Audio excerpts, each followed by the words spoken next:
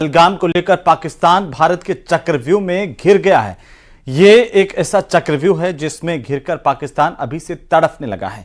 उसकी जेब पर चोट पड़ने लगी है। उसे समझ नहीं आ रहा कि वो आखिरकार करे तो क्या करे। पाकिस्तान के जो रक्षा मंत्री हैं, जिन पर पाकिस्तान की सुरक्षा की जिम्मेदारी है, वो दुआ मांग रहे हैं कि जंग नहीं हो।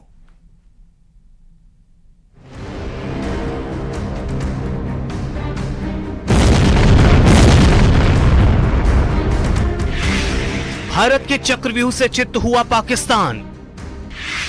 हिंदुस्तान के एक्शन से पाकिस्तान में घबराहट। पाकिस्तान में युद्ध टालने के लिए दुआएं।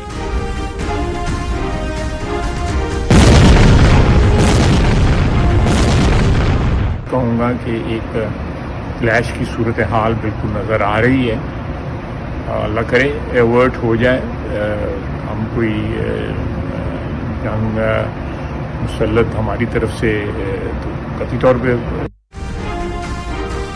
भय, खौफ, घबराहट और दिल की धमनियों के तेज होने की यही पहचान है जब पता हो कि अंजाम क्या होने वाला है। और शब्द बस इसे टल जाने की दुआ करें।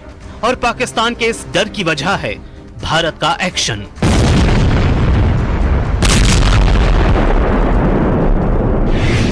पाकिस्तान के लिए भारत का एयर स्पेस बंद। हिंदुस्तान ने पाकिस्तान के लिए पूरी तरह से एयर स्पेस बंद कर दिया है। इसका मतलब है कि पाकिस्तान रजिस्टर्ड, ऑपरेटेड या लीज की विमानों समेत पाकिस्तानी मिलिट्री एयरक्राफ्ट को इस भारतीय सीमा में घुसने की इजाजत नहीं होगी। अभी तो भारत ने फाइनल एक्शन भी नहीं लिया है और पाकिस्तान के पसीने छूटने लगे हैं। और इसके पीछे है पाकिस्तान का पुराना डर। पुलवामा हमले के बाद जब भारत ने पाकिस्तान के लिए एयर स्पेस बंद किया था तो पाकिस्तान को पूरे $100 मिलियन यानी 846 करोड़ रुपए का नुकसान हुआ था। फिलहाल भारत ने पाकिस्तान के लिए 23 मई तक अपना एयर स्पेस बंद कर दिया है। लेकिन पाकिस्तान के डर के पीछे ये इकलौती वजह नहीं है। हिंदुस्तान की नौसेना ने भी पाकिस्तान की घेरेबंदी शुरू कर दी है। अरब सागर में इंडियन नेवी के जहाज दहाड़ रहे हैं। भारतीय नौसेना ने पाकिस्तान की एक फायरिंग वार्निंग के जवाब में 4 नेव एरिया वार्निंग जारी की हैं। इसका मतलब है कि भारत ने गुजरात तट के पास, द्वारका, दीव, ओखा और पोरबंदर के पास समुद्र में फायरिंग की वार्निंग दी है। भारतीय नौसेना ने फायरिंग अभ्यास के लिए 30 अप्रैल से 3 मई तक की वार्निंग दी है। पाकिस्तान डरा हुआ है और अपने इस डर से निपटने के लिए धोखे वाली चाल चलने की कोशिश में लगा है। जम्मू बॉर्डर से लगे इंटरनेशनल बॉर्डर पर पाकिस्तान की फौज ने कुछ बंकर खाली कर उन पर से अपने झंडे हटा दिए हैं। लेकिन हिंदुस्तान जानता है कि ये पाकिस्तान की धोखे वाली चाल हो सकती है। भारत के एक्शन से डरा पाकिस्तान जहां बंकर खाली कर रहा है तो चोरी छिपे सीमा पार से फायरिंग कर भारत को उलझाने की कोशिश में लगा है। लेकिन वो जानता है कि भारत का एक्शन इतना साइलेंट होगा जिसकी उसने कल्पना भी नहीं की होगी। जिन्होंने ये हमला किया है, उन आतंकियों को और इस हमले की साजिश रचने वालों को उनकी कल्पना से भी बड़ी सजा मिलेगी। और यही वजह है कि भारत से हर युद्ध टालने वाले पाकिस्तान के रक्षा मंत्री दुआ कर रहे हैं कि युद्ध किसी तरह टल जाए। लेकिन पाकिस्तान जानता है कि उसे अपने पाप की सजा तो भुगतनी ही पड़ेगी।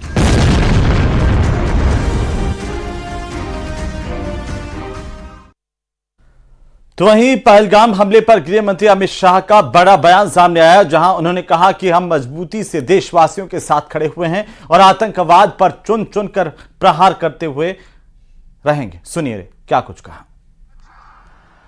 वो ये न समझ ले कि हमारे 27 नागरिकों का जान लेकर ये लड़ाई जीते हो। मैं सभी आतंक फैलाने वालों को कहना चाहता हूं कि लड़ाई का अंत नहीं है, एक मकाम है। हर व्यक्ति को चुन चुन कर जवाब भी मिलेगा, जवाब भी लिया जाएगा। और अगर कोई एक कायराना हमला कर कर ये समझता है कि हमारी बड़ी जीत है, तो एक बात मन से समझ लीजिए, ये नरेंद्र मोदी सरकार है, किसी को बख्शा नहीं जाएगा, किसी को बख्शा नहीं। तो आधी रात को पाकिस्तान ने एक बड़ा फैसला लिया और ISI chief lieutenant general Mohammad Asim Malik को पाकिस्तान के प्रधानमंत्री शहबाज शरीफ का नया राष्ट्रीय सुरक्षा सलाहकार यानी कि एनएसए नियुक्त किया गया। इस बात की आधिकारिक पुष्टि एक नोटिफिकेशन के जरिए की गई है। मलिक अब आईएसआई की कमान के साथ साथ देश की सुरक्षा रणनीति की सीधी जिम्मेदारी भी संभालेगा।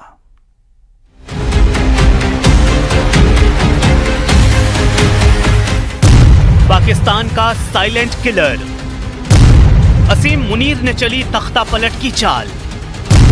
पाकिस्तान की बर्बादी का विलन।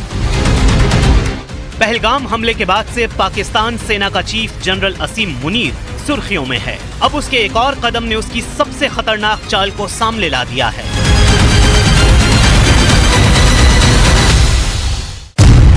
रातों रात पाकिस्तान के ISI chief lieutenant general Mohammad Asim Malik को पाकिस्तान का राष्ट्रीय सुरक्षा सलाहकार नियुक्त कर दिया गया है।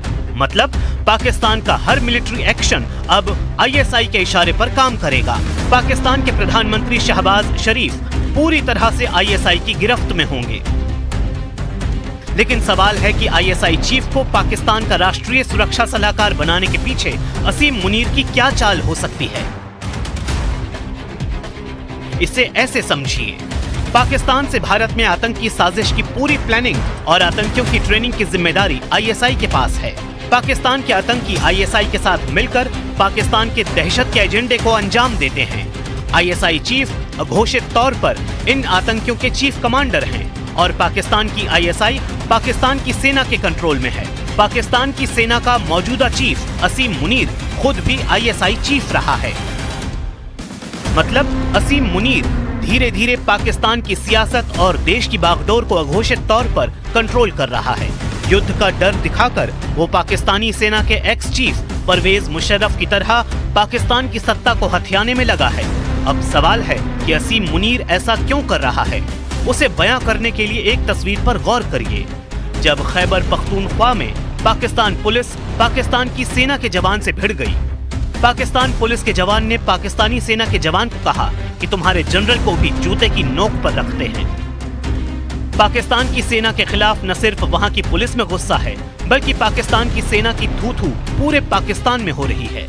बलूचिस्तान में जब पाकिस्तान की पूरी ट्रेन हाईजैक हुई तो पाकिस्तान सेना के खिलाफ लोगों का गुस्सा सातवें आसमान पर आ गया।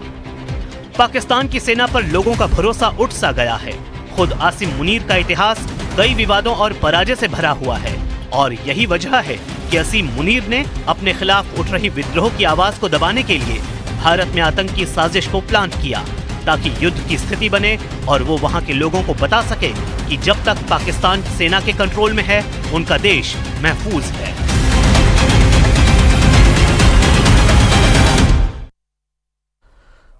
उधर पाकिस्तानी कुछ नागरिकों ने पाकिस्तान जाने से बचने के लिए भारत में नया पैंतरा अपनाया है और पाकिस्तान अपने ही लोगों के लिए बॉर्डर बंद कर चुका है, जिसकी वजह से भारत की तरफ बॉर्डर पर पाकिस्तान जाने वालों की भीड़ जुट गई है। लोग हजारों की संख्या में यहां पर फंसे हुए दिख रहे हैं, अपने घर जाने के लिए रोते बिलखते दिखाई दे रहे हैं।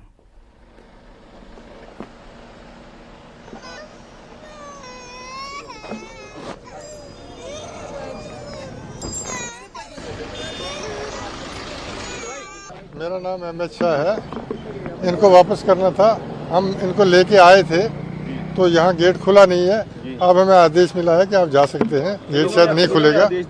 है अब जिनके जरिए हम आए थे ना, जिन्होंने हमें भेजा था, उन्होंने शायद किया यहाँ रब्ता, तो उन्होंने कहा शायद किया कि नहीं गेट खुल रहा तो आप वापस आ सकते हैं। मेरा मरबत हुसैन मेरा नाम है। सुबह से भूखे प्यासे हैं, अब खाना वाना इसके लिए, ये बूढ़े हैं, दवाई वगैरह की ज़रूरत है, इंजेक्शन लगते हैं, हमें इंसुलिन लगता है, उसके लिए हमें वापस जाना पड़ रहा है। कहाँ से आए थे? हम जम्मू राजौरी से आए थे, जम्मू कश्मीर राजौरी से। जब तक गेट नहीं खुलेगा अभी आप वहीं जम्मू कश्मीर? जी यही बोला गया है इन्होंने, क्योंकि लोग बीमार हैं हमारे साथ बड़े। तो चलो मैं लोगों को लेके आए थे, कौन लोग थे? मेरी कज़न थी। अच्छा। शरद हुसैन शाह। अंकल आप किनको छोड़ने आए थे यहाँ? मेरी मिसेज थी, उसको छोड़ने आए थे। तो कब के आए हुए थे आप? 83 के आए हुए हैं, 1983। बॉर्डर पे कब आए थे सुबह? हम सुबह 10 बजे पहुंचे थे इधर। तो अब क्या कहा उन्होंने? अब कोई रिस्पांस ही नहीं दिया ना, गेट ही नहीं खोला। पिटिल जिस टाइम हम वेट करते इसको तकरीबन ये 4 बज गए हैं। ये देखो अब उन्होंने क्या 6 घंटे हो गए वेट करते, कुछ रिस्पांस नहीं दिया। गेट बंद आए थे, तो फिर अब क्या करें हम मजबूर। हाँ, उन्होंने कहा कि वो ले नहीं रहे हैं इधर। हाँ, ड्यूटी पर हम वापस जा रहे हैं।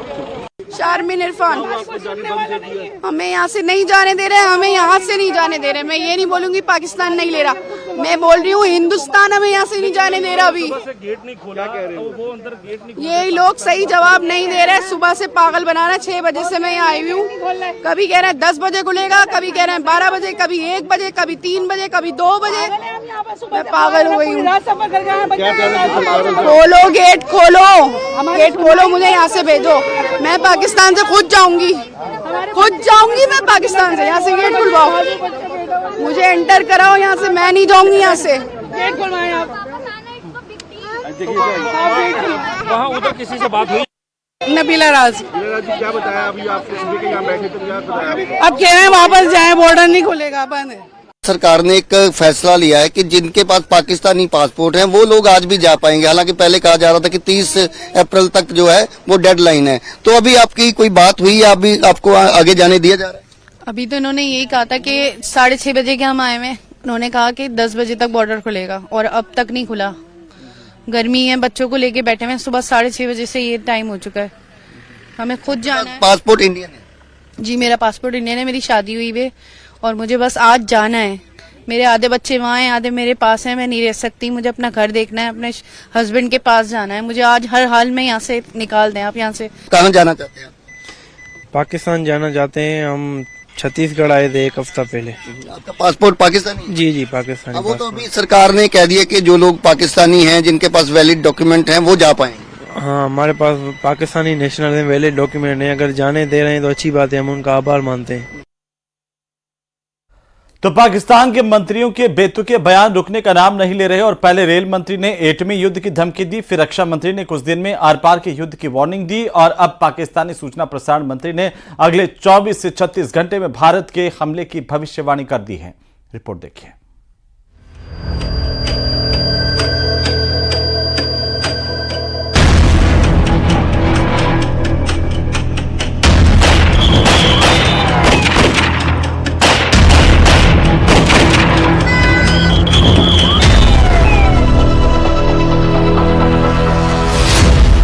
पाकिस्तान के रक्षा मंत्री ने कहा 2 या 3 दिन में युद्ध।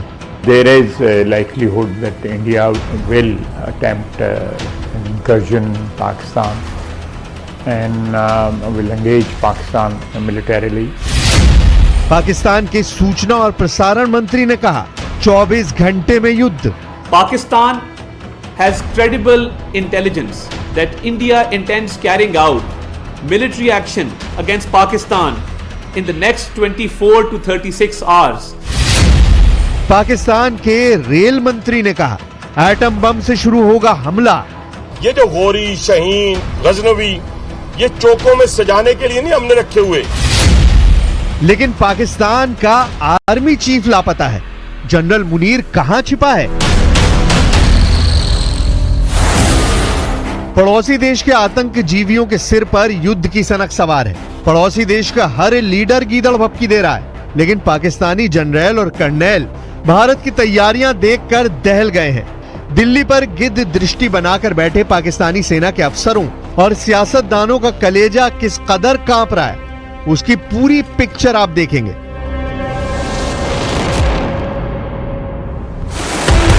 पहले जानिए दिल्ली में पीएम मोदी कैसे नॉन स्टॉप मिशन मोड में है। दिल्ली में हाई लेवल मीटिंग के राउंड पर राउंड चल रहे हैं।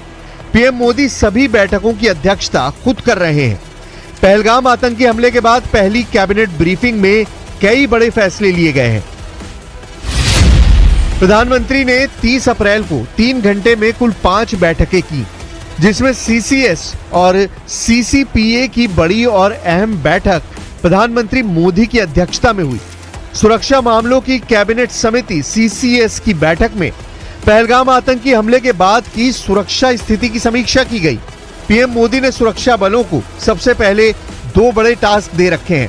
पहला, पहलगाम आतंकी हमले में शामिल सभी आतंकियों को जल्द से जल्द दबोचा जाए। दूसरा, पाकिस्तान से आए आतंकियों की मदद करने वाले लोकल दहशतगर्दों की शिनाख्त की जाए। केंद्र सरकार की कैबिनेट कमेटी ऑन सिक्योरिटी की बैठक में बहुत बड़ा फैसला लिया गया है। पीएम मोदी ने पहलगाम के हमलावर आतंकवादियों को जिंदा पकड़ने की कोशिश करने के निर्देश दिए हैं। पाकिस्तान प्रायोजित टेरर अटैक का सच जिससे सामने आ सके। पीएम मोदी ने यह भी निर्देश दिए कि आतंकी वारदात में शामिल स्थानीय आतंकियों का पूरी तरह से सफाया किया जाए। इधर बैठक खत्म हुई और उधर पीएम मोदी पीएमओ में पहुंच गए। मोदी के बैक टू बैक सरप्राइज से पाकिस्तान में कोहराम मच गया है। पहलगाम नरसंहार की जांच जैसे जैसे आगे बढ़ रही है, भयावह अपडेट सामने आ रहे हैं। सूत्रों के मुताबिक पहलगाम हमले की एनआईए जांच में बड़ा खुलासा हुआ है। एंट्री पॉइंट पर भी आतंकी खड़ा था और एग्जिट पॉइंट पर भी आतंकी मौजूद था। जांच के दौरान यह सामने आया है कि दो आतंकी पेड़ों के पीछे से एक तरफ से आए और पूरी रणनीति के साथ हमला किया गया। जब हमलावरों ने गोलीबारी शुरू की तो वो जानते थे कि लोग घबराकर एंट्री और एग्जिट पॉइंट की तरफ भागेंगे। इसी रणनीति के तहत दोनों आतंकी एंट्री और एग्जिट पॉइंट पर खड़े हो गए और एक पल में कई लोगों को मार डाला। घटनास्थल से जांच टीम ने 40 से ज्यादा कारतूस बरामद किए हैं। कश्मीर में बारूदी साजिश के सभी किरदार और सूत्रधारों पर एक्शन शुरू हो चुका है। बॉर्डर पर सुरक्षा बल मुस्तैद हैं। बंकरों और गुप्त ठिकानों की खाक छानी जा रही है। भारत पहलगाम का इत्मीनान से इंतकाम लेने जा रहा है, लेकिन इससे पड़ोसी देश पाकिस्तान में कोहराम मच गया है। जानबूझकर पाकिस्तान खुद ही पहलगाम पर अपनी कलई खोलता जा रहा है। पाकिस्तान की सेना और नेताओं ने कई दिनों से एक ही रट लगा रखी है, युद्ध, युद्ध और सिर्फ युद्ध।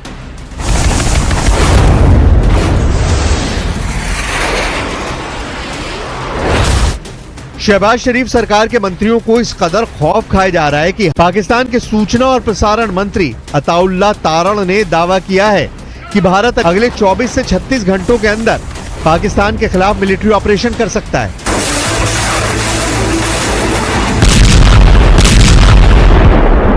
Pakistan has credible intelligence that India intends carrying out military action against Pakistan in the next 24 to 36 hours on the pretext of baseless and concocted allegations of involvement in the Pahalgam incident.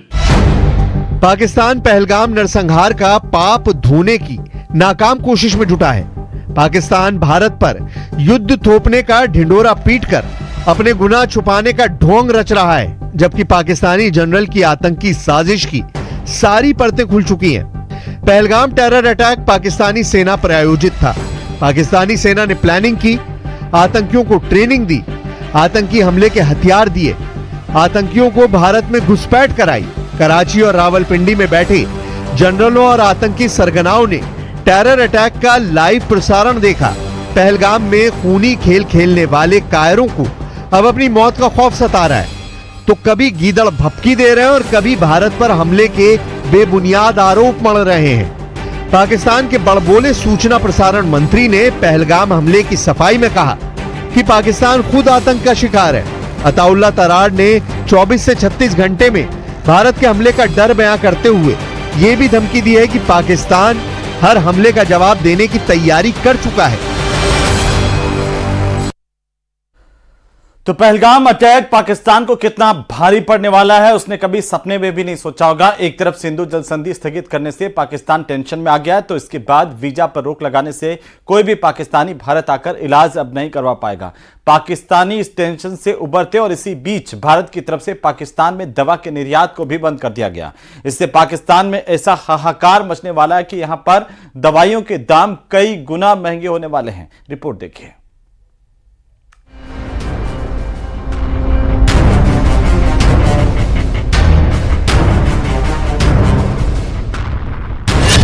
पानी के बाद अब दवा को तरसेगा पाकिस्तान।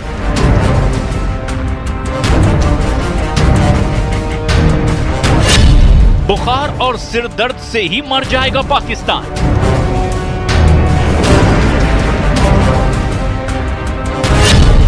पाकिस्तान में 10 गुना महंगी होगी दवाएं।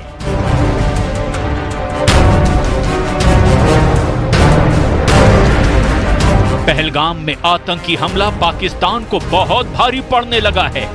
पानी के बाद वीजा रोकने से पाकिस्तानियों को जो टेंशन हुई है, अब उस टेंशन का पारा और हाई होने वाला है, क्योंकि भारत की तरफ से पाकिस्तान में दवाओं का निर्यात भी अब बंद कर दिया गया है। इसका मतलब यह है कि अब पाकिस्तान में दवाओं की भारी किल्लत होने वाली है, यानी इसका सीधा सीधा असर अब पाकिस्तान की तबीयत पर पड़ने वाला है। वाणिज्य मंत्रालय के अधीन federation of Indian export organisation के महानिदेशक डॉक्टर अजय सहाय ने न्यूज 18 इंडिया से बातचीत में कहा कि पाकिस्तान को दवाओं की सप्लाई बंद होने से बहुत बड़ी परेशानी होने वाली है। उन्होंने कहा कि अभी जो दवा पाकिस्तान जाती है, ट्रेड के बंद होने से उसी दवा की कीमत 5 से 10 गुना तक बढ़ सकती है और इसके जरूर कुछ प्रभाव पाकिस्तान के ऊपर देखे जाएंगे, क्योंकि एक इंडिया ना खाली बहुत सेक्टर में बहुत कॉम्पिटिटिव था और बहुत कॉम्पिटिटिव प्राइस पे देता था, लेकिन हमारी प्रॉक्सिमिटी के कारण फ्रेट रेट भी पाकिस्तान के लिए काफी नीचे थे। अगर फार्मास्यूटिकल की बात कीजिए तो जो हम फार्मा पाकिस्तान को सप्लाई करते थे, अगर पाकिस्तान उन्हीं चीज को अब यूरोप से लेना चाहेगा तो जो उनकी कॉस्ट है वो कई गुना बढ़ जाएगी और अगर एक जनरल थंब इंप्रेशन लीजिए 4 से 5 गुना कॉस्ट बढ़ जाएगी। पहलगाम आतंकी हमले के बाद से भारत ने पाकिस्तान से व्यापारिक रिश्ते खत्म कर दिए हैं। दोनों देशों के बीच ट्रेड खत्म होने का असर अब भारत पर कुछ नहीं पड़ेगा, लेकिन पाकिस्तान की अर्थव्यवस्था जरूर हिल जाएगी और पाकिस्तान के हेल्थ सेक्टर पर इसका सीधा असर देखने को मिलेगा। पाकिस्तान में दवाओं की कीमत एकदम से आसमान छूने लगेंगी। पाकिस्तान में दवाओं की कीमत 10 गुना तक बढ़ सकती है। पाकिस्तान को अब दवाओं के लिए यूरोपीय देशों पर निर्भर होना पड़ेगा, जहां दवाओं की कीमत भारत से कई गुना ज्यादा है। हमारा एक्सपोर्टर पाकिस्तान साथ कोई डील नहीं कर रहा है। ये डिफरेंट बात है कि हम किसी कंट्री को एक्सपोर्ट करते हैं, वहां कोई ट्रेडर भेजता है तो पाकिस्तान को एक्शन लेना चाहिए। अगर